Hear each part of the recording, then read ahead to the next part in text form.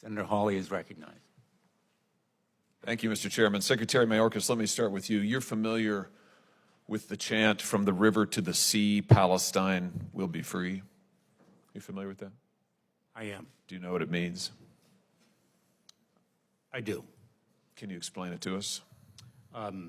Senator, that is a chant that speaks of Palestinian desire for its homeland and a very expansive definition of its homeland at the expense of the independence of Israel. Well, indeed. I mean, it calls for the elimination of Israel, does it not? It does. So my question to you is, should students who are here on a visa, who gather and chant that slogan and actively advocate for the elimination of Israel and attacks on Jewish individuals, whether in the Middle East or here in the United States, as we're seeing on college campuses, should those students have their visas revoked? Senator, I believe you are referencing a provision in the Immigration and Nationality Act about which you have written to me, and I am very familiar with your assertion that that statutory provision requires the revocation of their visa. But should they have their visas revoked? I'm asking you. We are assessing your legal assertion. It is a matter of legal interpretation of the statute. Well, just as a moral matter, I mean, should students who are here, foreigners who are here in this country, accessing our university system and advocating for the killing of Jews, should they be allowed to stay here at our leisure?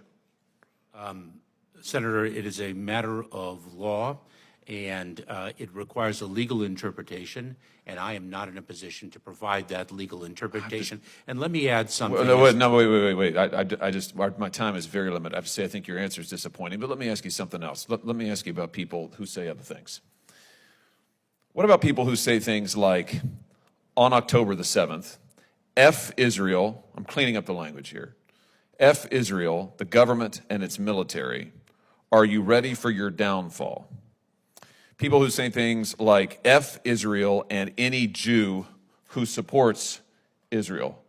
May your conscience haunt your dreams until your last breath. Palestine will be free one day. F apartheid Israel and any Israeli. This is pretty extreme rhetoric, don't you think?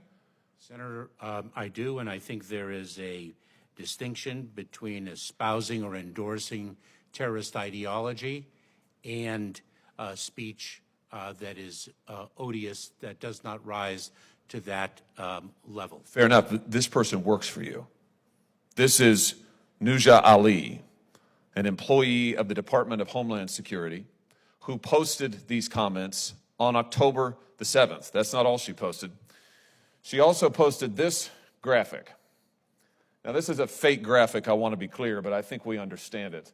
This is a paraglider, a Hamas paraglider, depicted here with a machine gun flying into Israel. She posted it under her online alias with the celebratory Free Palestine. Mr. Secretary, what's going on here? Is this typical of people who work at DHS? This is an asylum and immigration officer who is posting these, frankly, pro-genocidal slogans and images on the day that Israelis are being slaughtered in their beds. What have you done about this? 4 things I'd like to say to you.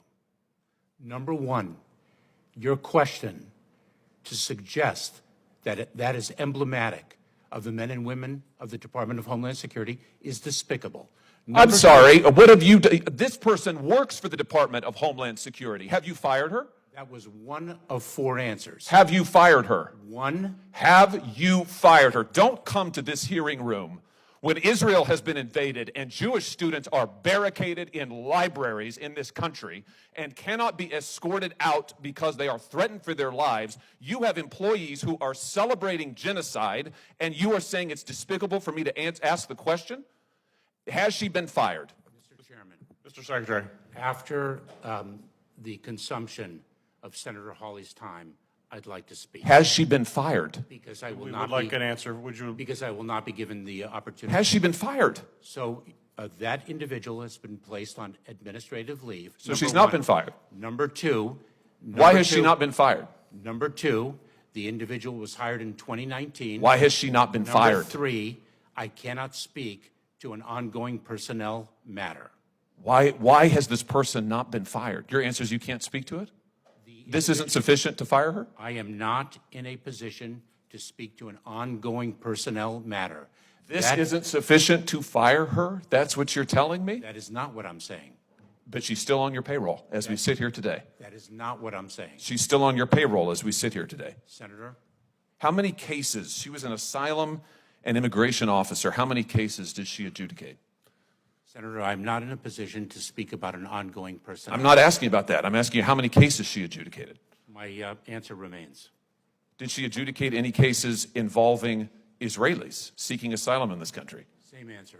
Well, let me just point you to what else she posted on social media, where she drew attention to the fact that she is an immigration and asylum officer.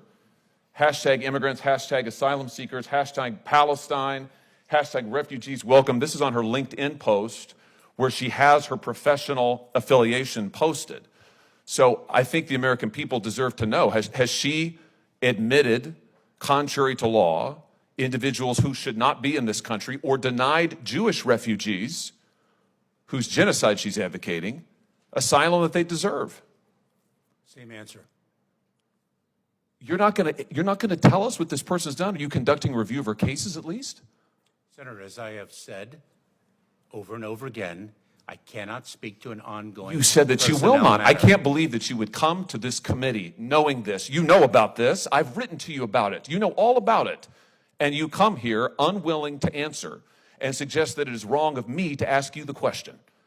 Quite frankly, Mr. Secretary, I think that your performance is despicable. And I think the fact that you are not willing to provide answers to this committee is absolutely atrocious. Mr. Chairman, may I? Like, if you'd like to have a minute to respond, you are welcome to. I would, and I'm not sure I'll limit it to 60 seconds. That's fine. Number one, what I found despicable is the implication that this language, tremendously odious, actually it could be emblematic of the sentiments of the 260,000 men and women of the Department of Homeland Security. Number one.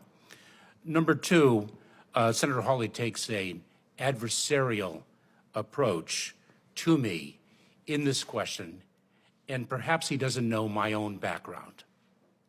Perhaps he does not know that I am the child of a Holocaust survivor.